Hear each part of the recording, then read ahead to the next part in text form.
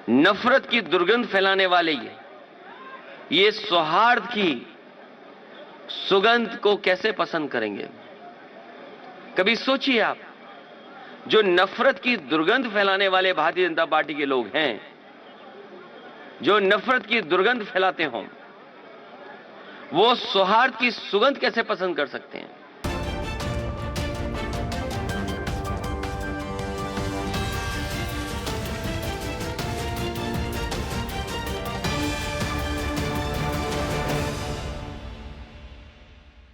समाजवादी इत्र बनाने वाले कारोबारी पुष्पराज जैन उर्फ पम्मी जैन के ठिकानों पर आज पड़े आयकर विभाग के छापों पर सपा प्रमुख अखिलेश यादव ने कन्नौज में प्रेस कॉन्फ्रेंस करके भाजपा पर पलटवार करते हुए कहा कि नफरत की दुर्गंध फैलाने वाले लोग सौहार्द की सुगंध बर्दाश्त नहीं कर सकते। अखिलेश ने एक बार फिर साफ करते हुए कहा कि पहले जिस जैन के यहाँ छापा पड़ा उससे समाजवादी पार्टी का नहीं बल्कि भाजपा का संबंध है।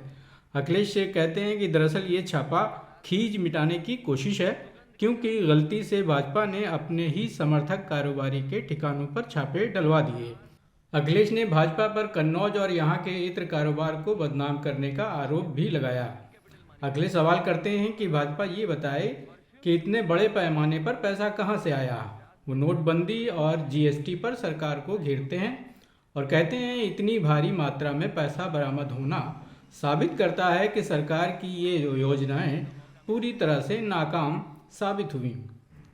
सपा सुप्रीमो कहते हैं कि हमने तो चुनाव में पार्टियों से गठबंधन किया है, लेकिन भारतीय जनता पार्टी आयकर, ईडी और सीबीआई से चुनावी गठबंधन करती है। अखिलेश कहते हैं कि भाजपा का ये छापे वाला आचरण उसकी घबराहट दर्शाता है। अखिलेश भाजपा की तुलना जयचंद से करते हुए कहते हैं कि कन्नौज की जनता जयचंदों को अच्छी तरह से पहचानती है और इस बार भी जयचंदों को भगाया जाएगा। आइए सुनते हैं अखिलेश को, मगर उससे पहले वीडियो को लाइक और वीडियो के नीचे लाल बटन दबाकर चैनल को सब्सक्राइब करने का अनुरोध। नफरत की दुर्गंध फैलाने वाले ये सौहार्द की सुगंध को कैसे पसंद करेंगे? कभी सोचिए आप, जो नफरत की दुर्गंध फैलाने वाले भारतीय जनता पार्टी के लोग हैं, जो नफरत की दुर्गंध फैलाते हों, वो सौहार्द की सुगंध कैसे पसंद कर सकते हैं? इसलिए जानबूझ करके समाजवादी पार्टी को तो एक जगह जहां समाजवादी पार्टी को तो करना ही चाहते हैं ये बदनाम, लेकिन दुख इस बात का है कि लखनऊ से लेकर के दिल्ली वाले तक इस कन्नौज, जिसका इतिहास, जिसकी सुगंध, जिसका इत्र, जिसकी पहचान दुनिया में है, उसको बदनाम करने में लगे हुए हैं। और पहले दिन से कह रहे हैं, जिस जगह पहले छापा मारा इन्होंने, उससे समाजवादी पार्टी का कोई रिश्ता नहीं है। समाजवादी पार्टी का उससे कोई संबंध नहीं जिस पर पहले छापा पड़ा है। जिस पर छापा पड़ा पहली बार, वो भारतीय जनता पार्टी और भारतीय जनता पार्टी के लोगों का संबंध है। भारतीय जनता पार्टी बताए कि इतने बड़े पैमाने पर रुपया कैसे निकला। जिस भारतीय जनता पार्टी ने बताया कि नोटबंदी के बाद काला धन नहीं आएगा, नोटबंदी के बाद इस तरह का पैसा इकट्ठा कोई नहीं कर पाएगा, और यह भी दावा किया जिस समय जीएसटी लागू हो रहा था कि जीएसटी लागू हो जाने से व्यापार अच्छा होगा, सरलीकरण होगा और इससे व्यापार अच्छा हो सकेगा। तो इनकी जो बड़ी बड़ी योजनाएं वो फेल हो गई और जो डिजिटल इंडिया का सपना था वो फेल हो गया। ढूंढने गए थे समाजवादी इत्र बनाने वाले पुष्पराज जैन को, ढूंढ निकाला उन्होंने अपने ही सहयोगी साथी समर्थक पीयूष जैन को, और अब अपनी खीज मिटाने के लिए, जो उनसे गलती हुई उस गलती को समेटने के लिए अब छापा मारा है पुष्पराज जैन जिन्होंने समाजवादी इत्र बनाया है, और इनके साथ साथ कई और भी लपेटे में आ गए हैं, क्योंकि भारतीय जनता पार्टी को दिखाना है कि हम निष्पक्ष हैं, हम एक जगह छापा नहीं मार रहे। कन्नौज के लोगों से और देश के लोगों से मैं कहना चाहूंगा कि ये भारतीय जनता पार्टी के लोग ये नफरत फैलाने वाले लोग हैं, और जहां जहां चुनाव होता है, जहां जहां इन्हें लगता है कि ये चुनाव हार रहे हैं, मुझे वो दिन याद है जिस समय समाजवादी विजय रथ गाजीपुर से चला था। गाजीपुर हम लोग पहुंचे थे सुबह से लेकर के शाम, और शाम से लेकर के रात, और सुबह जब लखनऊ पहुंचे थे, और जब रथ यात्रा समाप्त हुई तो उसके बाद सुनने में आया कि दिल्ली से 3 काले कानून वापस हो गए। कोई कुछ भी कहे, हम बधाई देते हैं देश के किसानों को जिन्होंने उस आंदोलन को चलाया, लेकिन मैं बधाई देना चाहता हूं जनता का, जो गाजीपुर से लेकर के लखनऊ तक और पूरे उत्तर प्रदेश की जनता ने समर्थन दिया, और इसका परिणाम यह हुआ कि 3 काले कानून इनको वापस लेने पड़े। समाजवादी विजय रथ में या जो जनता सड़कों पर आ रही है, जो जनता का समर्थन समाजवादी पार्टी को मिल रहा है, उससे भारतीय जनता पार्टी बौखलाई हुई है। जब से उन्हें पता लगा है कि हार यहां होगी, उन्हें हार सताने लगी। जब से हार सताई है, दिल्ली से न जाने कितने नेता उनके आ गए, और ये नेताओं का आना रुकेगा नहीं।